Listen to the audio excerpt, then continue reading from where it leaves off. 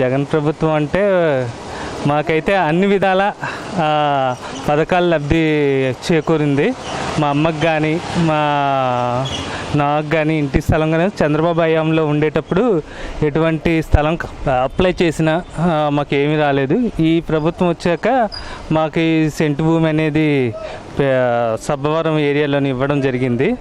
అలాగే ప్రతి ఒక్కరికి ఇప్పుడు నాడు నేడు కింద స్కూళ్ళు ఇది అభివృద్ధి పరచడం, తర్వాత నెక్స్ట్ మిగతా పథకాలు అంటే అమ్మఒడి అలాంటివి చిన్న చిన్న ఈ పథకాలతో నవరత్నాలు అంటే ప్రజెంట్ ఏవైతే ఆయన అమలులోని ఉన్నవన్నీ లబ్ధి చేకూరుస్తున్నారంట మిగతా వాళ్ళందరికీ.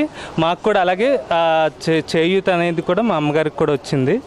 ప్రజెంట్ అయితే గవర్నమెంట్ రూలింగ్లో వస్తుందని మా నమ్మకం.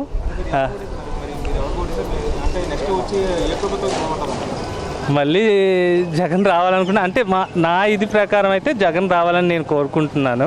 అక్కడ వంగ గీత గారు అంటే ఆవిడ పార్టీ పరంగా కానీ దీని పరంగా కానీ అన్ని పరంగా కానీ ఆవిడ అభివృద్ధి పరిచారు, ప్రజల్లోకి ఆవిడ కలిసిపోయారు అన్నమాట.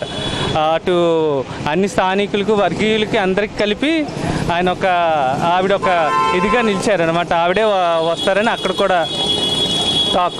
అంటే కుర్ప మార్కెట్లోని గత 80 సంవత్సరాలు మన ఎన్టీఆర్ హయాం నుంచి జరుగుతున్న రోడ్డు వైండింగ్ ఇప్పుడు జగన్ ప్రభుత్వం హయాం వచ్చిన తర్వాతే కదా డెవలప్మెంట్ అయ్యింది. రోడ్లు వైండింగ్ కానీ తర్వాత పోస్ట్ ఆఫీస్ ఏమో జగదాంబ వరకు కనిపించాలనే ఒక ఏయం ఉండేది, అది కూడా నెరవేరింది కదా.